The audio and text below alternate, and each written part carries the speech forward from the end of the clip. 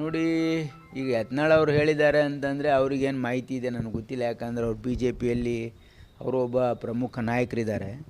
ಅವ್ರ ಹತ್ರ ಏನು ಇನ್ಫಾರ್ಮೇಷನ್ ಇದೆ ನನಗೆ ಗೊತ್ತಿಲ್ಲ. ಬಟ್ ಇಷ್ಟು ಮಾತ್ರ ಹೇಳ್ಬೋದು, ಹಿಂದಿನ ಸರ್ಕಾರದಲ್ಲಿ 2019ರಲ್ಲಿ ಸರ್ಕಾರ ಬೆಳೆಸಲಿಕ್ಕೆ ಭಾಳ ದೊಡ್ಡ ಪ್ರಮಾಣದ ಹಣವನ್ನು ಉಪಯೋಗ ಆಗಿದೆ ಅಂತಕ್ಕಂಥದ್ದು ಭಾಳ ಸ್ಪಷ್ಟ, ನಿಮಗೂ ಗೊತ್ತಿದೆ ಮತ್ತು ಇಡೀ ರಾಜ್ಯದ ಜನರಿಗೂ ಕೂಡ ಗೊತ್ತಿದೆ. ಯಾಕಂದರೆ ಸುಮಾರು 16-17 ಶಾಸಕರು ರಿಸೈನ್ ಮಾಡಿ ಸರ್ಕಾರ ಪಲಟ್ ಮಾಡಿರ್ತಕ್ಕಂಥದ್ದು ಇದು ಹಣದ ಬಲದ ಮೇಲೆ ಆಗಿದೆ.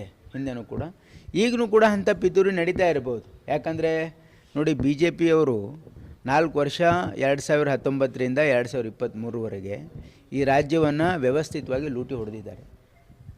ಆಮೇಲೆ ಅವ್ರು ಮಾಡಿರ್ತಕ್ಕಂಥ ಕೆಲಸ ಕಾರ್ಯಗಳು, ಅವ್ರು ನಡ್ಕೊಂಡಿರ್ತಕ್ಕಂಥ ರೀತಿ ನೀತಿ, ಇದನ್ನೆಲ್ಲವನ್ನು ನೋಡಿನೇ ಇದು ಕರ್ನಾಟಕ ರಾಜ್ಯದ ಜನ ಇವತ್ತು ಕಾಂಗ್ರೆಸ್ ಪಕ್ಷಕ್ಕೆ ಭಾಳ ಸ್ಪಷ್ಟವಾಗಿರ್ತಕ್ಕಂಥ ಬಹುಮತವನ್ನು ಕೊಟ್ಟಿದ್ದಾರೆ. 135 ಸೀಟು, ಇದು ಭಾಳ ಸ್ಪಷ್ಟವಾಗಿರ್ತಕ್ಕಂಥ ಬಹುಮತ. ಅಂದರೆ ಇದು ಚುನಾಯಿತ ಜನರಿಂದ ಚುನಾಯಿಸಲ್ಪಟ್ಟಿರ್ತಕ್ಕಂಥ ಒಂದು ಸರ್ಕಾರವನ್ನು ಅಸ್ಥಿರಗೊಳಿಸ್ತಕ್ಕಂಥ ಪ್ರಯತ್ನ ಇವತ್ತು ಭಾರತೀಯ ಜನತಾ ಪಾರ್ಟಿಯವರು ಮಾಡ್ತಾ ಇದ್ದಾರೆ.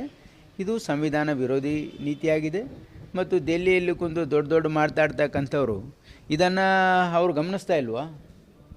ಈ ರೀತಿ ಇವತ್ತು ಚುನಾಯಿತ ಸರ್ಕಾರವನ್ನು ಅಸ್ಥಿರಗೊಳಿಸ್ತಕ್ಕಂಥದ್ದು, ಸುಮ್ಮನೆ ಇಲ್ಲ ಸಲ್ಲದ ಆರೋಪಗಳನ್ನು ಮಾಡಿ ಇಲ್ಲಿ ಯಾವುದೇ ಕೆಲಸ ಆಗದೆ ಇರತಕ್ಕಂಥ ಒಂದು ವಾತಾವರಣ ಸೃಷ್ಟಿ ಮಾಡ್ತಾ ಇರ್ತಕ್ಕಂಥದ್ದು. ಇದರಿಂದ ಹಾನಿ ಯಾರಿಗಾಗ್ತದೆ ಅಂದರೆ ಕರ್ನಾಟಕ ರಾಜ್ಯದ ಜನರಿಗೆ ಆಗ್ತದೆ, ಕರ್ನಾಟಕದ ಅಭಿವೃದ್ಧಿಗೆ ಹಿನ್ನಡೆ ಆಗ್ತದೆ ಅಂತಕ್ಕಂಥದ್ದು ಜನ ಗಮನಿಸ್ತಾ ಇದ್ದಾರೆ ಅಂತಕ್ಕಂಥದ್ದು ನನ್ನ